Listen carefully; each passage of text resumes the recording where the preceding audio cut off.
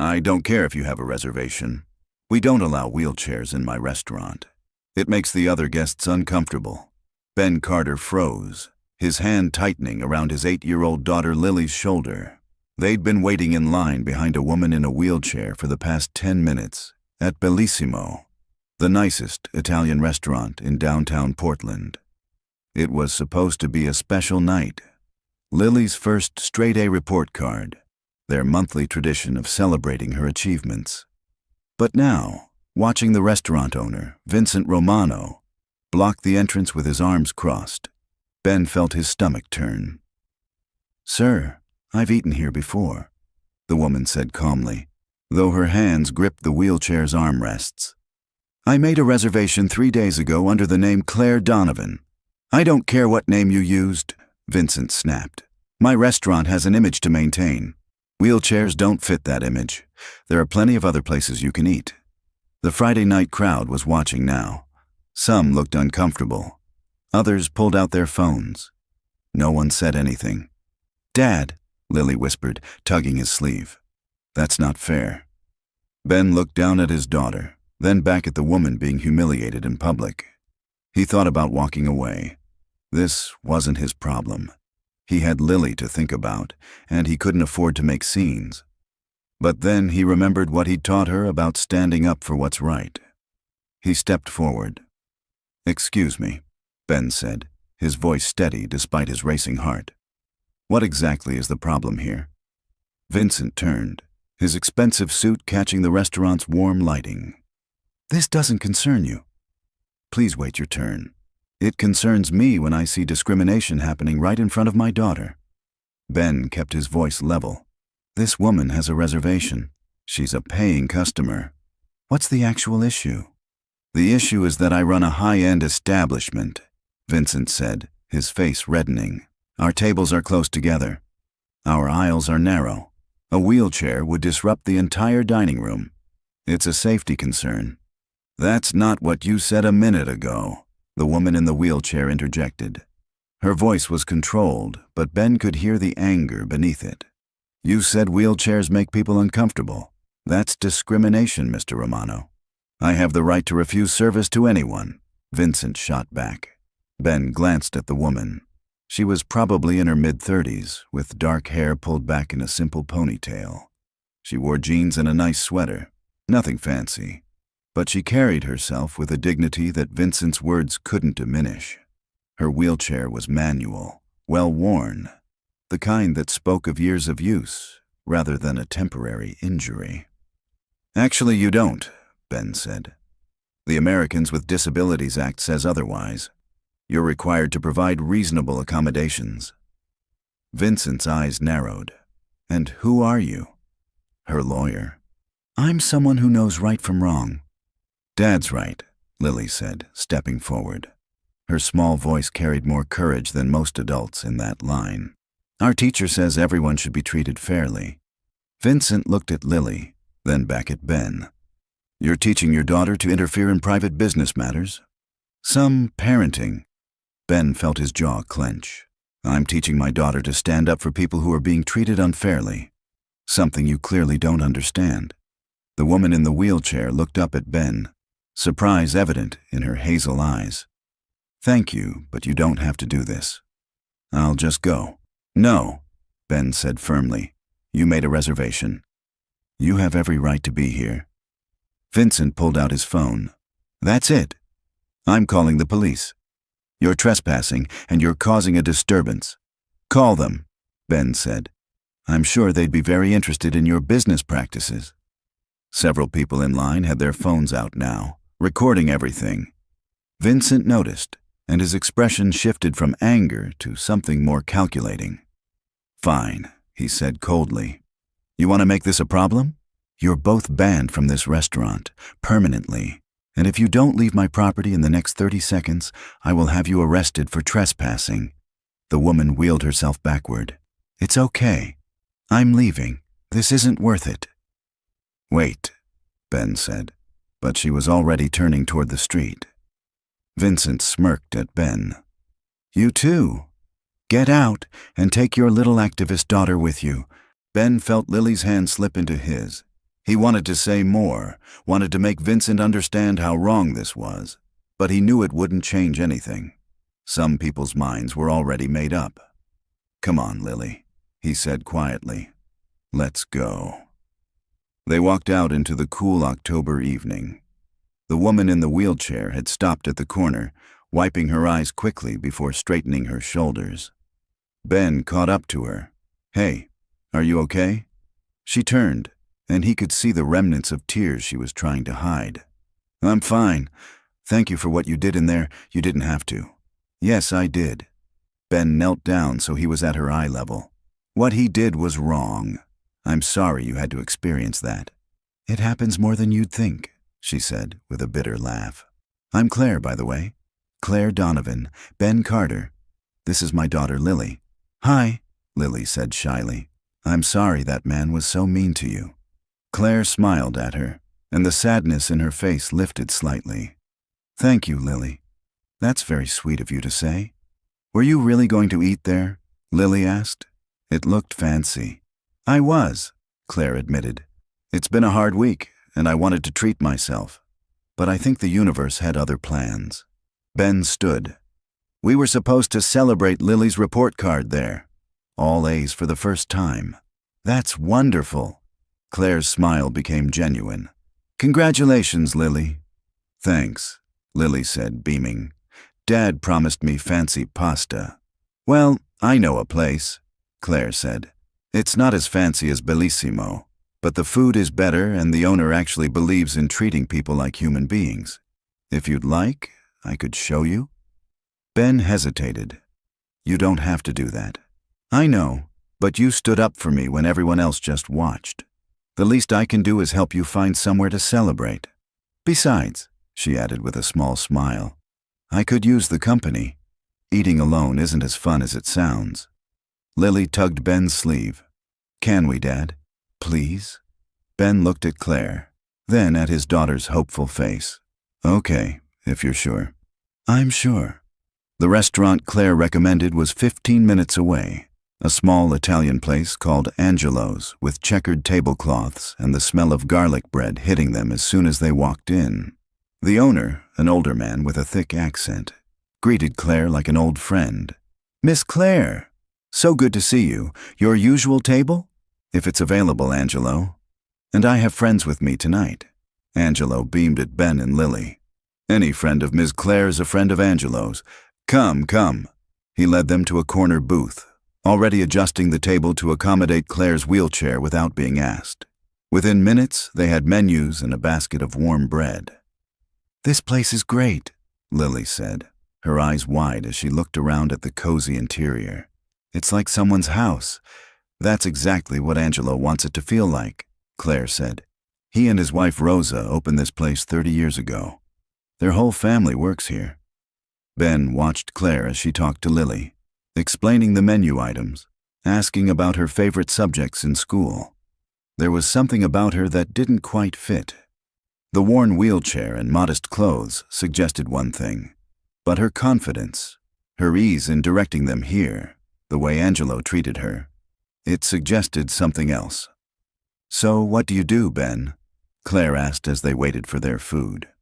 "I'm a delivery driver," he said, "and I pick up warehouse shifts on weekends when I can get them." "That's a lot of work." "It's what needs to be done." He didn't elaborate, didn't mention that his wife had died 2 years ago, that the medical bills had wiped out their savings, that he was barely keeping their heads above water. Those weren't first conversation topics. "And you, Claire?" he asked. "What do you do?" She hesitated, just for a second. "I work in real estate, mostly administrative stuff. Nothing exciting." It was the first time Ben thought she might not be entirely truthful, but everyone was entitled to their privacy. Lily, oblivious to the undercurrents, was coloring on the paper placemat Angelo had given her. "Miss Claire, can I ask you something?" "Of course." "How long have you been in a wheelchair?" "Lily," Ben said quickly. "That's personal." "It's okay," Claire said. "I don't mind." 4 years, Lily. I was in a car accident." "Does it hurt?" "Not anymore. It was scary at first, learning to do everything differently, but I figured it out." "You're really brave," Lily said seriously. "I think if I was in a wheelchair, I'd be scared all the time. You know what? You're braver than you think, and your dad is one of the bravest people I've met." Ben felt his face warm. "I just said what needed to be said. Most people don't. They see something wrong and they look away because it's easier. You didn't." Their food arrived, and for a while they just ate and talked about lighter things. Lily told Claire about her teacher, Mrs. Henderson, who made learning fun, about her best friend Emma, who wanted to be a veterinarian, about the book she was reading, something with dragons and magic that Ben couldn't keep track of, but Lily loved. Claire listened like every word mattered. She asked follow-up questions, remembered details, engaged with Lily in a way that made the girl light up. Ben found himself relaxing for the first time in months, watching his daughter be genuinely happy in a way she hadn't been since her mother died. "Your mom would be proud of those grades," Claire said gently to Lily. Lily's face fell slightly. "She died 2 years ago." "I'm so sorry," Claire said, and her sympathy sounded genuine, not the practiced condolence Ben had gotten used to hearing. "That must be really hard." "Sometimes," Lily admitted, "but Dad takes good care of me. I can see that." When the check came, Claire reached for it quickly. "This is on me." "No way," Ben protested. "You already helped us find this place. Please, you lost your reservation because of me. It's the least I can do." "You didn't cost us anything. Vincent Romano's bigotry did." They argued politely until Angelo came over, laughing. "Ms. Claire already has a tab here. It's taken care of." Claire smiled innocently. "Oops." Ben shook his head but couldn't help smiling. "Thank you, but I owe you one." "No, you don't." "We're even." As they walked outside, Claire pulled out her phone. "Could I get your number? I'd like to stay in touch. Maybe we could do this again sometime." Ben gave her his number, watching as she saved it. A black sedan pulled up to the curb, and a driver got out to help Claire into the back seat, folding her wheelchair with practiced ease. "You have a driver?" Lily asked, impressed. "Sometimes," Claire said, "when I don't feel like driving myself." "Good night, Lily. Congratulations again on your report card." "Night, Miss Claire." As the car pulled away, Ben stared after it. That wasn't a regular sedan. That was a private car service, the kind that cost serious money. And Claire had mentioned she worked in real estate doing administrative work. Something didn't add up. "Dad, I really like her," Lily said as they walked to their bus stop. "Me too, sweetie." "Do you think we'll see her again?" "I hope so." What Ben didn't know was that by the time they got home that night, the video of the confrontation at Bellissimo had already been posted online. Someone in line had captured everything: Vincent's discrimination, Ben's defense, the entire exchange. And it was spreading fast. By Saturday morning, Ben woke to his phone exploding with notifications. 17 missed calls and dozens of text messages from numbers he didn't recognize. "What the hell?" he muttered, scrolling through messages that all seemed to reference a video. He found it on social media. The video had been viewed over 40,000 times already, and the numbers were climbing. He watched himself confront Vincent Romano while Lily stood beside him. The comments were flooding in faster than he could read them. "This guy is a hero. Vincent Romano should be ashamed of himself. Everyone needs to boycott Bellissimo until they change their policies. Can someone find out who this dad is? He deserves recognition." The way his daughter stood up too, that's good parenting right there. Ben's hands shook as he watched the video again. His face was clear. Lily's face was clear. Their names hadn't been shared yet, but it was only a matter of time. "Dad?" Lily appeared in his doorway, rubbing her eyes. "Why are you up so early?" "Come here, sweetie." He pulled her onto the couch. "Remember last night at the restaurant? With the mean man?" "Yeah. Someone recorded what happened, and they put it online. A lot of people have seen it." Lily's eyes widened. "Are we famous?" "I don't know if I'd call it that. But some people might recognize us for a while." "Is that bad?" "I'm not sure yet." His phone rang. A local news station. He let it go to voicemail. Then another call from a different station. Then a call from a number with a New York area code. By Sunday morning, the video had over 200,000 views. The story had been picked up by major news outlets. Local father stands up to restaurant owner's disability discrimination, read one headline. Single dad defends woman in wheelchair, gets banned from restaurant, read another. The pressure on Bellissimo was intense. Their social media pages were being flooded with angry comments. Review sites were getting hammered with one-star ratings. People were calling for boycotts, investigations, legal action. And Vincent Romano was fighting back. He gave an interview to a local news station Sunday afternoon, looking composed and reasonable in his expensive suit. Ben watched it with growing disbelief. "I understand emotions are high right now," Vincent said, his voice smooth and measured. "But people don't know the full story. My restaurant has very specific accessibility challenges that aren't immediately visible in that video. The aisles between tables are quite narrow. They meet code, but just barely. The fire marshal has been very clear with me about occupancy limits and evacuation procedures. Adding a wheelchair into that equation creates genuine safety concerns, not just for the person using it, but for all my other guests." The interviewer pressed him. "But witnesses say you specifically stated that wheelchairs make other guests uncomfortable." Vincent's expression didn't waver. That was taken out of context. "What I meant was that when guests see someone struggling to navigate a space that clearly isn't designed for accessibility, it makes everyone uncomfortable, including the person in the wheelchair. I was trying to save that woman from an unpleasant experience. I've had disabled guests in the past who've told me they felt awkward trying to maneuver through the tight spaces. I thought I was being considerate." "Do you have any comment on the man who defended her?" "Ben Carter. I think Mr. Carter meant well. He saw what he perceived as an injustice and he spoke up. I can respect that impulse. But he didn't understand the full situation. He didn't know about the safety regulations I have to follow, about the previous complaints I've received from disabled guests about the difficulty of navigating my restaurant. And frankly, bringing his young daughter into that confrontation, escalating the situation in front of her, I question whether that was responsible parenting. Children shouldn't be exposed to that kind of conflict." Ben felt his anger rising as he watched. Vincent was twisting everything, making himself sound reasonable while subtly attacking Ben's parenting.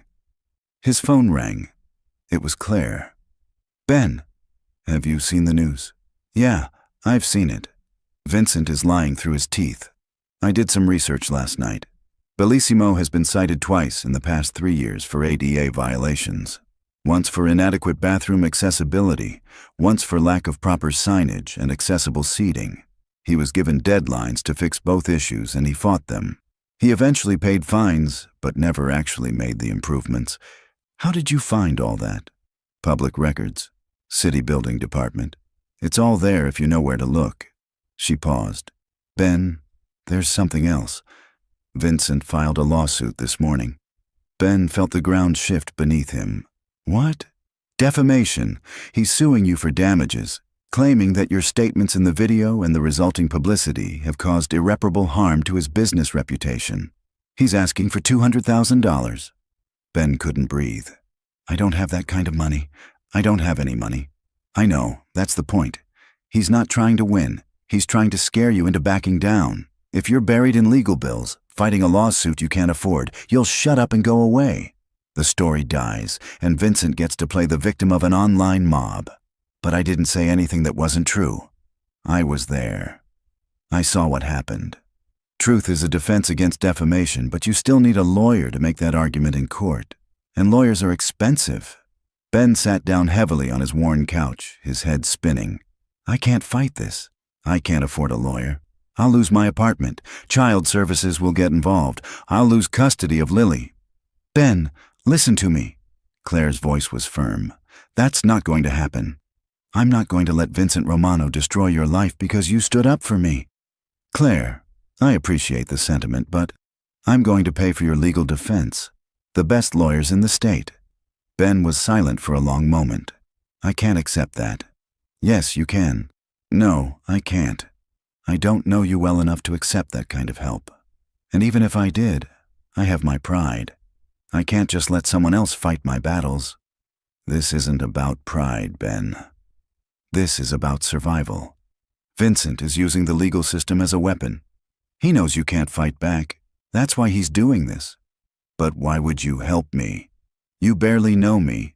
Because what you did matters. And because I have resources you don't. And it would be wrong of me to watch you suffer when I could help. She paused. Ben, can we meet? There's something I need to tell you. Something I should have told you Friday night. They met at a park near Ben's apartment on Monday afternoon. Lily was at school, and Ben had called in sick to his warehouse shift. Something he never did, but he was too shaken to work. Claire was waiting by the fountain, her wheelchair positioned in the shade of a large oak tree.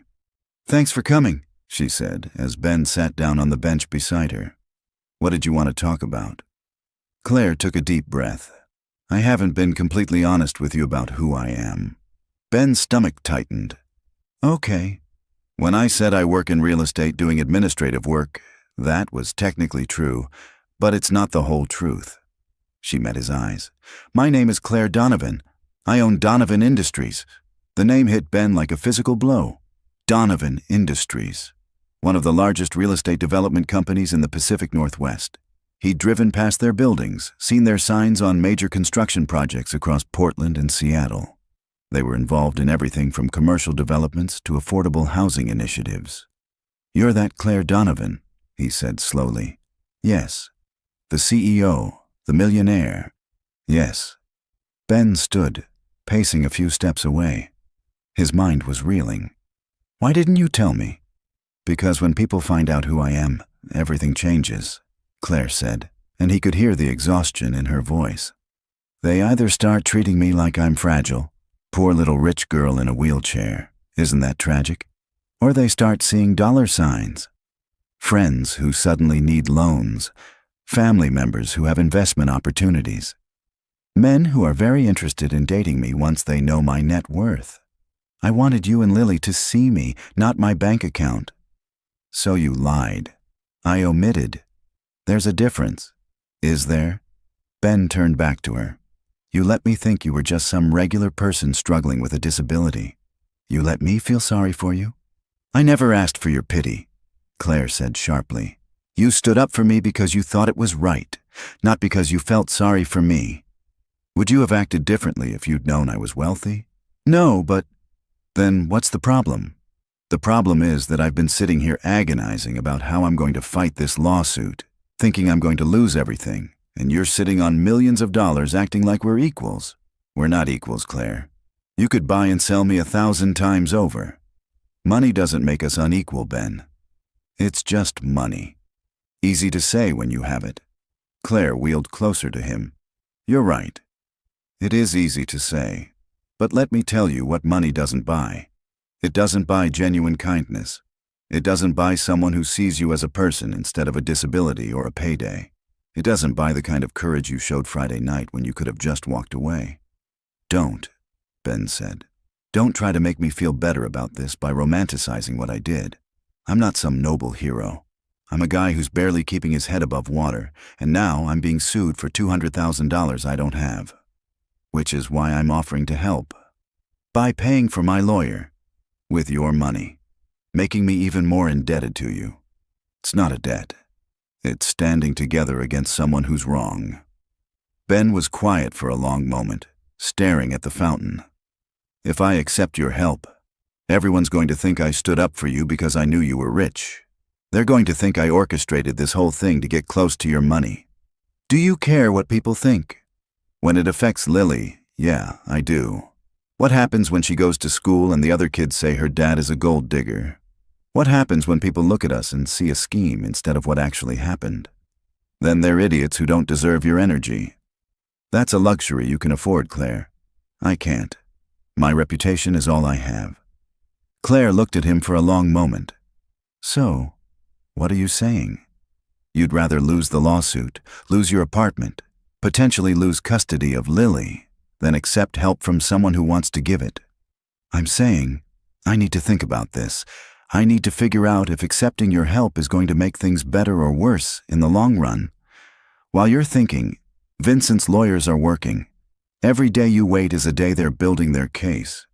I know, Ben ran his hands through his hair. I need time. Okay, Claire said quietly. Take the time you need. But Ben, regardless of whether you accept my help, I want you to know something.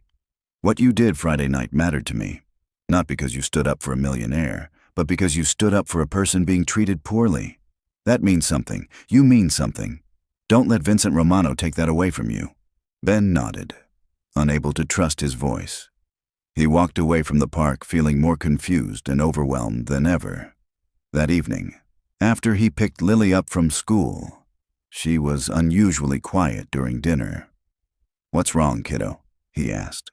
"Emma's mom asked me about the video today. She wanted to know if we were going to be on TV. What did you tell her?" I said I didn't know. Then Emma said her dad said you only stood up for that lady because you knew she was rich. Lily's eyes filled with tears. "That's not true, right?" "You didn't know." Ben pulled his daughter into his lap. "No, sweetie. I had no idea. I stood up for Miss Claire because what Mr. Romano was doing was wrong. That's the only reason." "That's what I said." "But Emma's dad said people don't do nice things without a reason."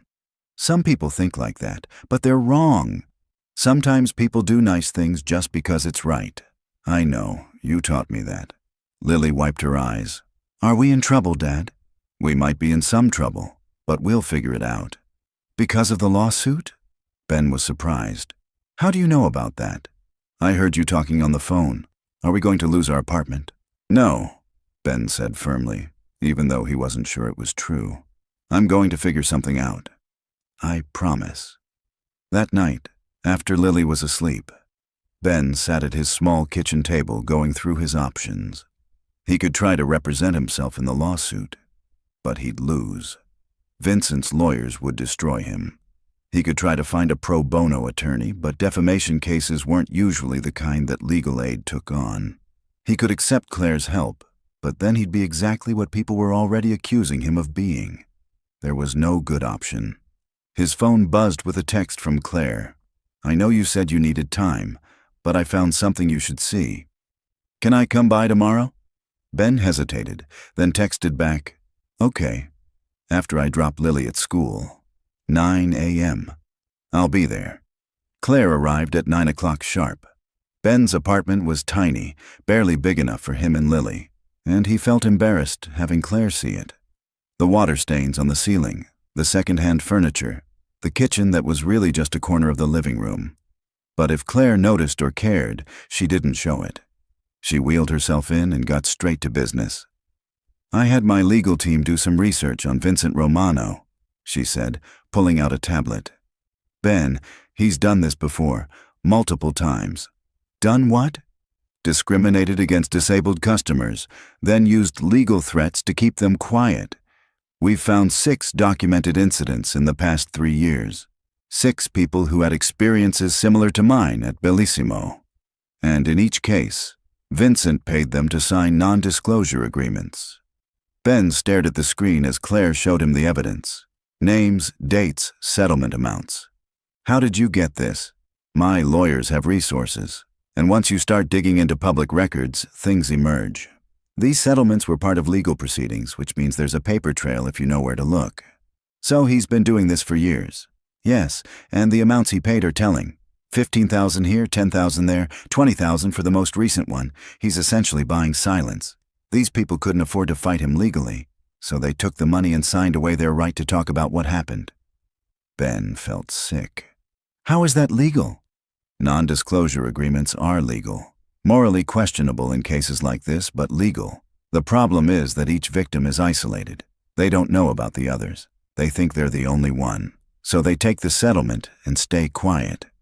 But if we could get them to come forward together, they'd break their NDAs. Vincent would sue them. He could try. But if multiple people violate their NDAs simultaneously, and if there's a legitimate public interest in the information they're sharing, the legal risk gets more complicated. Especially if they have good lawyers defending them. Lawyers you would pay for." "Yes." Ben stood, pacing the small space. So your plan is to track down these 6 people, convince them to risk being sued, and create some kind of united front against Vincent. That's a huge ask, Claire. I know, but it's the truth. Vincent Romano has a pattern of discrimination. He's been getting away with it for years because he has money and power, and he uses both to keep his victims silent. Your case isn't an isolated incident. It's the one that finally got caught on camera. And what do you get out of this? What's your angle? Claire looked at him steadily. My angle is that I'm tired of people like Vincent Romano thinking they can treat disabled people however they want because no one will hold them accountable. My angle is that you stood up for me when no one else would, and I'm not going to sit back and watch him destroy you for it. That's my angle, Ben. Is it good enough for you? Ben sat back down, his anger deflating. I'm sorry. This is all too much. A week ago, I was just a delivery driver trying to raise my daughter. Now I'm at the center of some viral video, being sued for more money than I'll make in 5 years, and a millionaire is offering to save me. It's overwhelming. I know, and I'm sorry for not telling you who I was from the beginning, but Ben, we can fight this. Not just for you, but for everyone Vincent has hurt. We can make sure he never does this again. At what cost? Whatever it takes. Ben looked at this woman.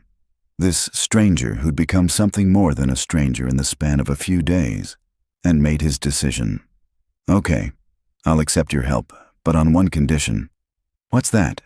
If we do this, we do it right. We find those 6 people. We tell the whole story. And if I'm going to be the face of this thing, then I'm going to make sure it's about more than just me. Deal? Claire smiled. Deal. The lawyer Claire hired was named Patricia Huang, and she was exactly the kind of attorney Ben had always imagined rich people had access to.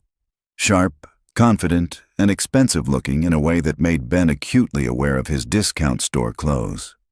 Mr. Carter, Patricia said at their first meeting, I've reviewed Vincent Romano's complaint. It's weak. He's claiming defamation, but everything you said in that video is protected opinion based on observed facts. You expressed your view that his actions constituted discrimination. That's not defamation, that's free speech. So we can get it dismissed? Eventually, yes. But Vincent's strategy isn't to win. It's to drag this out, make it expensive and exhausting, and hope you give up. We're not going to let that happen. We're going to respond aggressively. We'll file a motion to dismiss. We'll countersue for malicious prosecution if necessary, and we're going to expose his pattern of discrimination. Claire mentioned you've been looking into his past settlements. We have. And we've made contact with 3 of the 6 victims. They're scared, but they're also angry. Angry enough to consider breaking their NDAs if they have legal protection. Can you protect them? We can defend them. And if multiple people come forward at once, telling a consistent story of Vincent's behavior, the legal calculus changes. He can't sue everyone without looking like exactly what he is, a bully using money and lawyers to silence his victims. Over the next 2 weeks, Patricia's team worked around the clock. Ben continued his delivery routes and warehouse shifts, trying to maintain some sense of normalcy for Lily. But his evenings were consumed with calls from Patricia, reviewing documents, discussing strategy. And he saw Claire more and more frequently. She came by the apartment to check on him, to bring updates, to make sure he was holding up under the pressure. Sometimes she brought dinner, takeout from Angelo's, which Lily loved. Sometimes she just sat and talked while Lily did her homework. Dad really likes you, Lily said to Claire one evening while Ben was in the kitchen. I really like him too, Claire said, not realizing Ben could hear. Are you going to be his girlfriend? Lily! Ben came around the corner, his face red. What? I'm just asking. Claire was smiling. That's a question your dad and I would need to talk about first. But you want to, right? Lily, that's enough, Ben said. Go brush your teeth.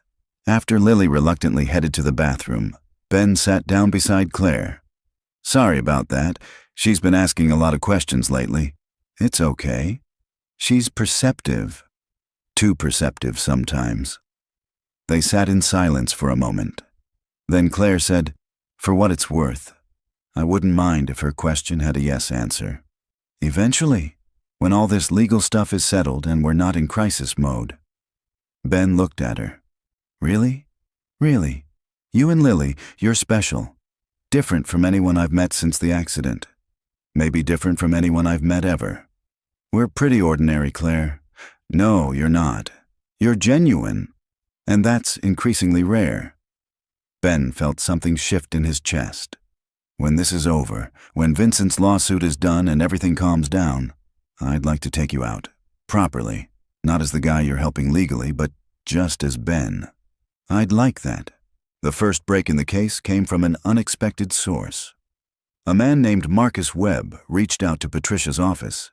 He was a veteran who'd lost his legs in Iraq and had been denied service at Bellissimo 2 years ago. Vincent had accused him of being drunk when he was actually experiencing PTSD symptoms from a fireworks display nearby. He humiliated me in front of everyone, Marcus told them in a conference room at Patricia's firm. Said I was making a scene, that I needed to leave. When I tried to explain what was happening, he called the police. They understood once I showed them my veteran's ID and they could see I wasn't drunk. But the damage was done. Everyone in that restaurant saw me treated like a criminal. And he offered you a settlement? Patricia asked. $15,000. Made me sign papers saying I'd never talk about what happened. I needed the money. My medical bills were drowning me. So I signed. Breaking that agreement could have legal consequences. I don't care anymore.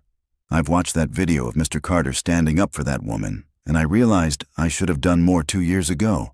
I shouldn't have let Romano buy my silence. The second victim to come forward was Janet Lynn, an elderly woman who used a walker. Her story was similar. Denied entry to Bellissimo, told the restaurant couldn't accommodate her equipment, escorted out by security. Settlement, $10,000. I was celebrating my 50th wedding anniversary, Janet said, tears in her eyes. My husband and I had been looking forward to it for months, and Vincent Romano made me feel like I wasn't good enough for his restaurant because I needed help walking. My husband died 6 months later. That was our last anniversary. He ruined it. The third was Thomas Griffin, a man with cerebral palsy who used a motorized wheelchair. Vincent had called the police on him, claiming he was disturbing other guests when Thomas had simply been trying to navigate the narrow aisles. He treated me like I was subhuman, Thomas said, like my existence was an inconvenience to him and his precious restaurant. I took his $20,000 because I had to, but I've regretted it every day since. With 3 victims willing to testify to a pattern of discrimination, Patricia filed an amended response to Vincent's lawsuit. Instead of just defending Ben, she went on offense. We're arguing that Vincent Romano has engaged in systematic discrimination against disabled individuals, Patricia explained to Ben. His lawsuit against you is part of that pattern, using legal threats to silence anyone who calls out his behavior. We're not just defending you anymore. We're building a civil rights case. The media coverage intensified. Restaurant owner's history of disability discrimination revealed, read the headlines. Multiple victims come forward against Bellissimo owner. Vincent's lawyers tried to downplay it, but the evidence was mounting. The more attention the case got, the more victims came forward. Within a week, Patricia had 7 documented cases of discrimination, each with similar patterns: denial of service, humiliation, legal threats, settlements with NDAs. Vincent Romano gave another interview, and this time he looked rattled. These people are being manipulated, he insisted. Someone is paying them to make false accusations. This is a coordinated attack on my business by people with an agenda. What agenda would that be? The interviewer asked. I don't know. But when a CEO worth millions of dollars decides to go after a small business owner, you have to question the motives. This isn't about accessibility or civil rights. This is about destroying me. Why would Claire Donovan want to destroy you? Vincent hesitated. I don't know. But clearly there's something going on behind the scenes. Maybe she had a grudge. Maybe she saw an opportunity. All I know is that I'm a small business owner trying to survive, and I'm being targeted by people with unlimited resources. Ben watched the interview with a mixture of anger and satisfaction. Vincent was losing control of the narrative, getting defensive, making himself look worse with every word. His phone rang. It was Claire. "Did you see it?" she asked. "Yeah, he's falling apart." "Good. Patricia thinks we can push for a settlement now. Vincent's lawyers are going to want this over before he says anything else that damages his case." "What kind of settlement?" "Full dismissal of his lawsuit against you. Public apology to you and all 7 victims. Monetary compensation for the victims, double what they originally received. Mandatory accessibility improvements at the restaurant, overseen by an independent compliance officer. And agreement that Bellissimo will undergo regular ADA audits for the next 5 years. Will he agree to all that? If he's smart. His business is bleeding money. His reputation is destroyed. The longer this drags on, the worse it gets for him. But Vincent didn't settle. Instead, he doubled down.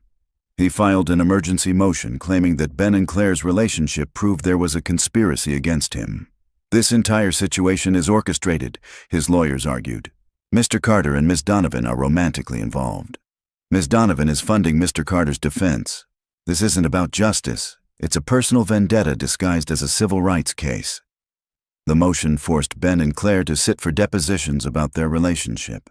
They spent hours in a conference room answering invasive questions from Vincent's lawyers. "When did you first become romantically involved with Ms. Donovan?" the lawyer asked Ben. "We're not romantically involved," Ben said. "But you've spent significant time together since the incident at the restaurant. Because she's helping me with a lawsuit. That doesn't make us romantically involved. Ms. Donovan has been to your apartment multiple times. She's had dinner with you and your daughter. You've been seen together at various locations around the city.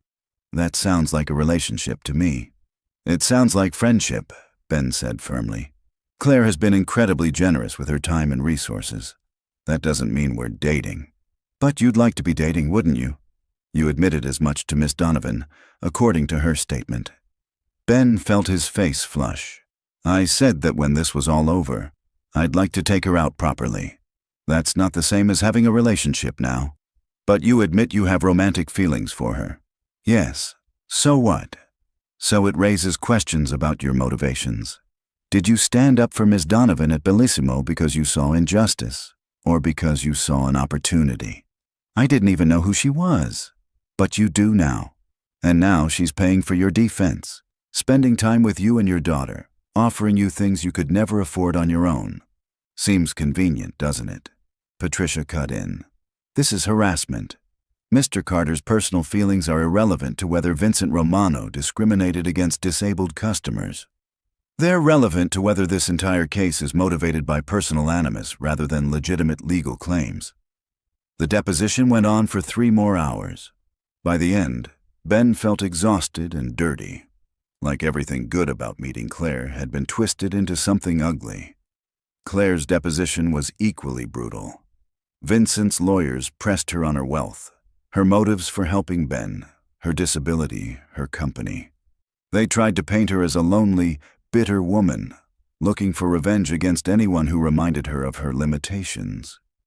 "Isn't it true, Ms. Donovan, that you've had difficulty maintaining relationships since your accident?" they asked. "That's not relevant. Isn't it true that your fiancé left you after you became paralyzed?" "Yes. So what? And isn't it possible that you saw Vincent Romano's treatment of you as an opportunity to find someone who would accept your disability? Someone who would be grateful for your financial support?" "That's offensive. But is it accurate?" "No, it's not. I helped Ben because what Vincent did was wrong, not because I'm trying to buy a relationship." "And yet you've admitted you have feelings for Mr. Carter." "Yes, I do. But those feelings developed after I started helping him. They're not why I helped him." When the depositions were finally over, Ben and Claire met in the parking garage, both looking shell-shocked. "That was horrible," Claire said. "They tried to make it sound like we're running some kind of scam." "I know." She looked at him. "Are you okay?" "No, but I will be." He moved closer to her wheelchair. "Claire, I need to tell you something. Those lawyers, they tried to make it sound like my feelings for you are part of some scheme. But they're not. They're real. And they started before I knew about your money, before any of this legal stuff. I'm not with you because you're helping me. I want to be with you because you're you." "I know that," Claire said softly. "Do you? Because right now, with everyone saying I'm using you, I need you to know the truth." "I do know the truth, Ben. I know exactly who you are. And I want you to know that my feelings are real too. This isn't about my money or your gratitude or any of the garbage Vincent's lawyers are trying to suggest. This is about two people who found each other in an unexpected way and realized they don't want to let go." Ben leaned down and kissed her. It was their first kiss, soft and tentative, in a concrete parking garage with fluorescent lights humming overhead. Not romantic by any standard measure, but perfect in its honesty. When they broke apart, Claire was smiling. "So, I guess we are dating now." "I guess we are. Vincent's lawyers are going to have a field day with this." "Let them. I don't care anymore. You're worth it." The breakthrough in the case came from an unlikely source, a journalist named David Park, who'd been investigating Vincent Romano for an entirely different story about business licensing violations.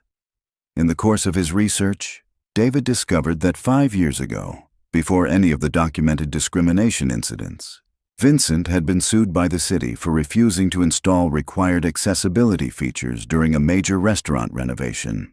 He'd lost the lawsuit and been ordered to make specific improvements: widening aisles, installing grab bars in bathrooms, providing accessible seating options, improving signage. The court had given him 6 months to comply. He'd never done it. "He just ignored the order," David told Patricia when he brought her the documents. "The city never followed up, never sent inspectors, never enforced the judgment. He was supposed to pay fines for every month he was out of compliance, but someone dropped the ball.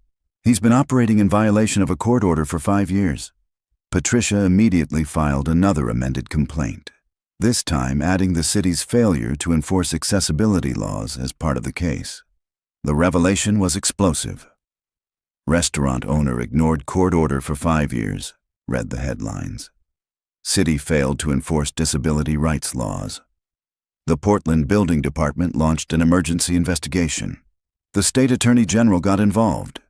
Suddenly, Vincent wasn't just facing a civil lawsuit. He was facing potential criminal charges for violating a court order. The pressure became unbearable. Vincent's investors all pulled out.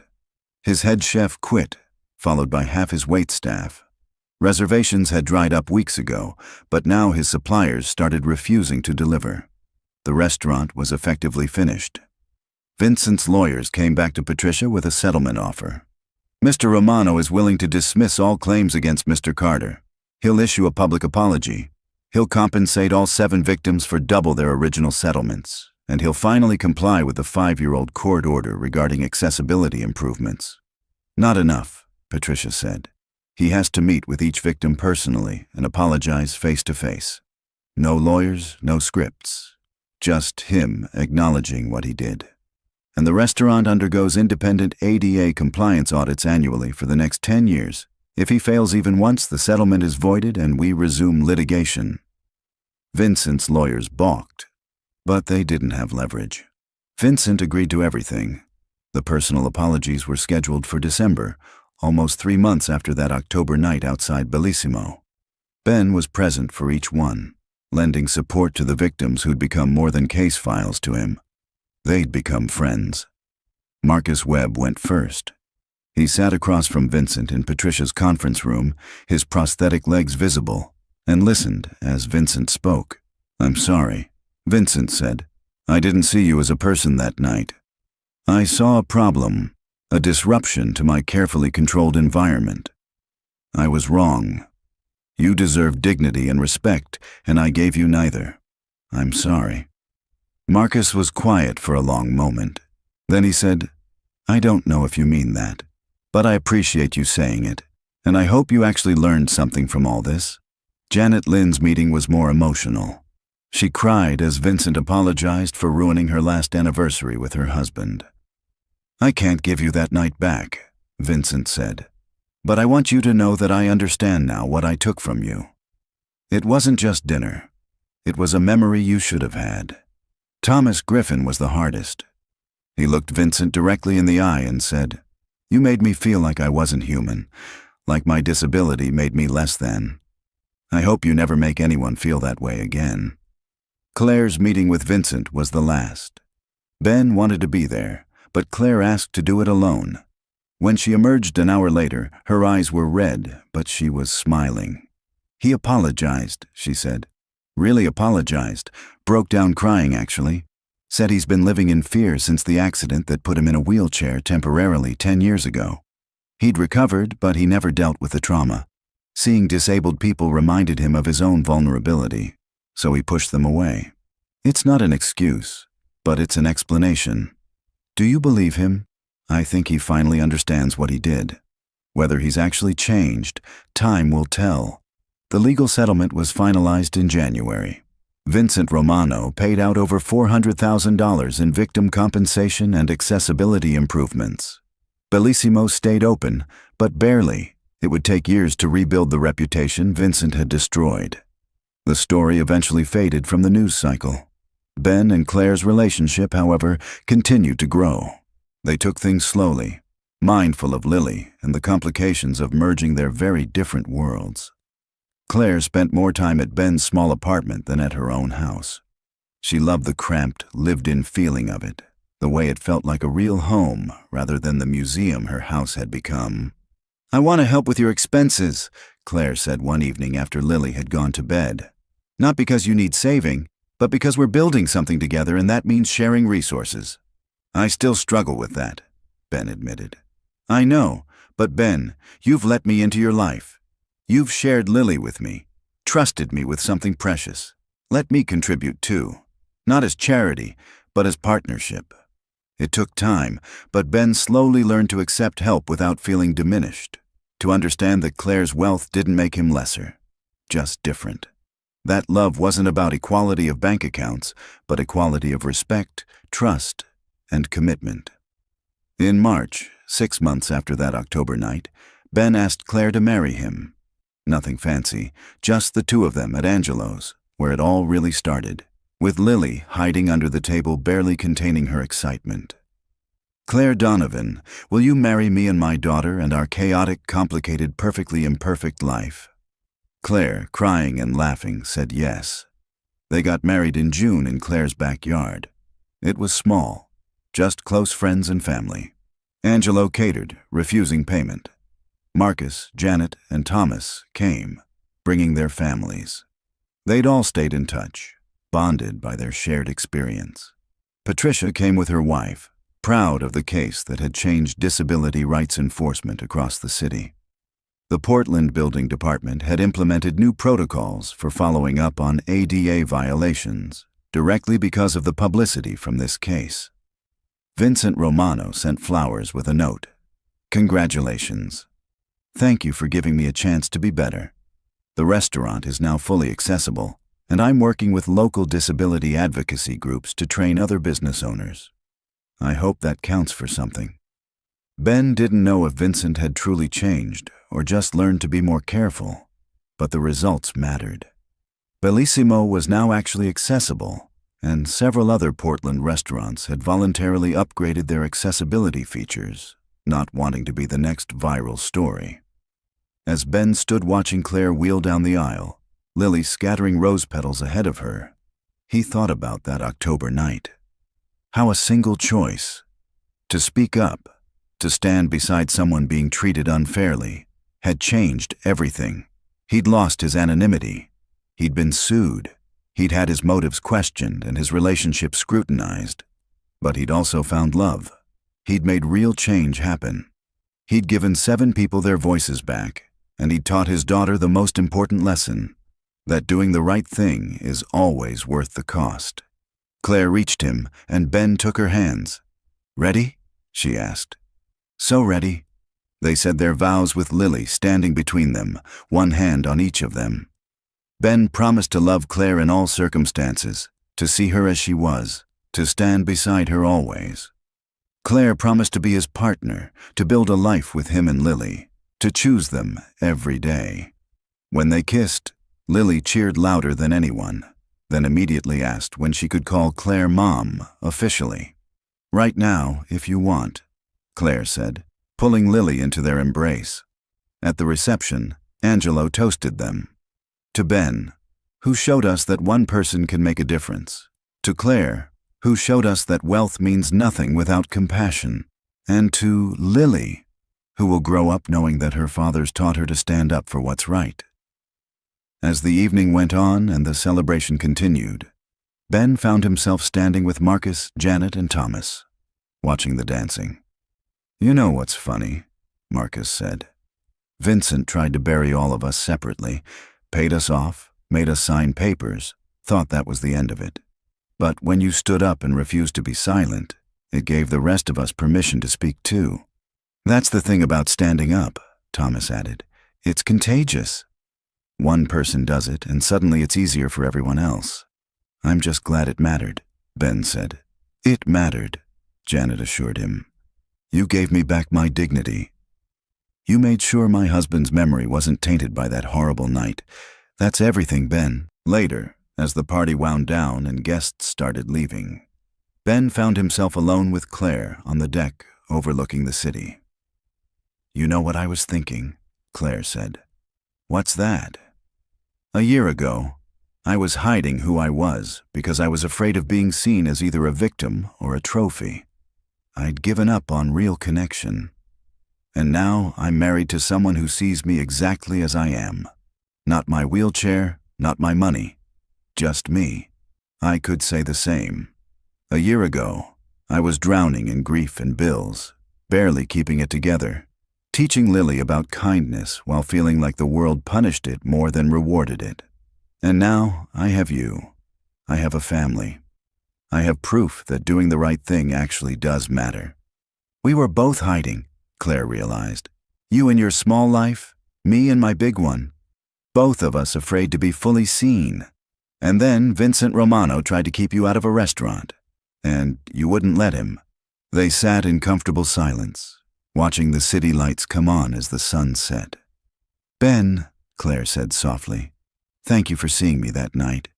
Not as a millionaire or a disability or anything except a person being treated wrong. Thank you for standing up."